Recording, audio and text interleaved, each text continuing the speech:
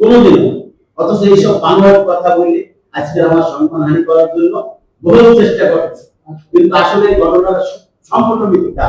আপনারা তদন্ত করেন, যদি রেজাল্ট নম্বর আমাকে কোনোদিন 10 টাকা দিয়ে থাকে। আচ্ছা, আরেকটা প্রশ্ন আছে। আপনার বিভিন্ন নিউজে এবং ফেসবুকে যে এই পোস্টগুলো আসছে, আপনি নতুন একটা সংগঠনের উল্লেখ করছেন, আন্তর্জাতিক প্রেস ক্লাব। তাই আন্তর্জাতিক নামটা যে আপনি ব্যবহার করলেন, তো এটা কোন অ্যাঙ্গেল থেকে বা কোন বৈধতা থেকে আপনি ব্যবহার করলেন? এক মিনিট। আর নাম্বার 2, একটা আন্তর্জাতিক মানের প্রেস ক্লাবের সভাপতি হওয়ার কতটুকু যোগ্যতা আপনার আছে? এই দুটো প্রশ্নের উত্তরটা দরকার। কারণ এই কারণে আজকে সাংবাদিকরা কলুষিত হচ্ছে, সাংবাদিকের সংগঠনগুলো কলুষিত হচ্ছে। আমি এখানে আমাকে ঢাকা থেকে সিলেক্ট করছি যে আপনি জানেন তারা প্রেস ক্লাব দীর্ঘদিন আছেন, এখানে একজন ভালো লোক আমাদের দরকার। সেখান থেকে চেয়ারম্যান মহোদয় আমার নাম লিখে আমাকে নিয়োগ করেছেন। দেওয়ার পরে আমাকে বলছেন যে আপনি এখানকার সভাপতি। আপনি ওইখানে কোনো কমিটির কথা উল্লেখ করা হয়নি, ওইখানে ডাইরেক্ট লেখা হয়েছে আন্তর্জাতিক প্রেস ক্লাবের সভাপতি। তার মানে কি আপনি সেন্ট্রালের সভাপতি?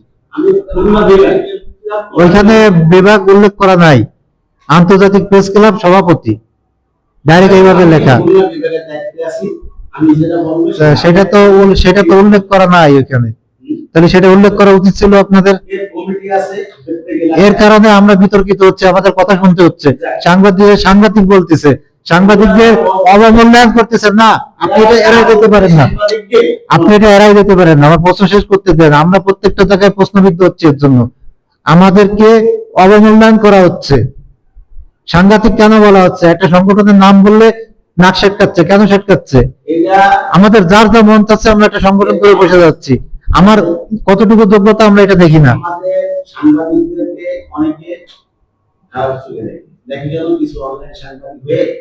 কেন আপনি অনলাইন সাংবাদিক রেখে খারাপ? অনলাইন বাদ দিলে বর্তমানে সাংবাদিক আছে? পত্রিকা কয়জন পড়ে? লাখ লাখ পত্রিকা প্রিন্ট হচ্ছে, কয়জন পড়ে? সবাই ভিডিও নিউজ দেখে, সবাই ফেসবুক নিউজ দেখে। যারা পত্রিকা বিলি করে এদের কাছে শুনে দেখেন, কেউ পত্রিকা নেয় না।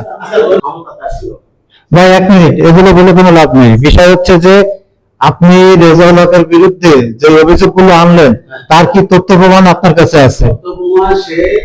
বাইপাসে একটা বিল্ডিং করছে, হ্যাঁ বাইপাসে বিল্ডিং করছে, হ্যাঁ উড়াল করছে, হ্যাঁ, এবং তার যে মালামাল নিচে রাখা আছে, হ্যাঁ, এগুলো তদন্ত করলে সঠিকভাবে সবকিছু পাওয়া যাবে, যেখানে চোরাই মাল আছে কিনা। চোরাই মাল কোথাকার চোরাই মাল? যদি 10 গাড়ি মাল কেনে, সেখানে 5 গাড়ি মাল আসে এক্সট্রা।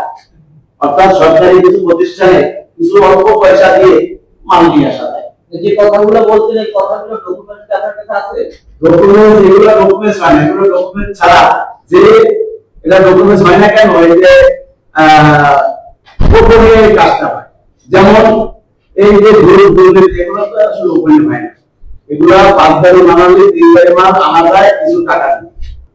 হ্যাঁ, ওখানে তাই না, শুধু দিনতলা আপনার যেখানে একটা বেকারি করছে, এই বেকারির জমি বেশিরভাগ জমি সে দখল করে করছে, অসহায় গরিব মানুষের সামান্য কিছু পয়সা দিচ্ছে, এবং দলিল অনেকের দলিল নাই, দলিল করে না, জোর করে সে পয়সা দখল করে রাখছে। কোথায় এটা? যে পালমা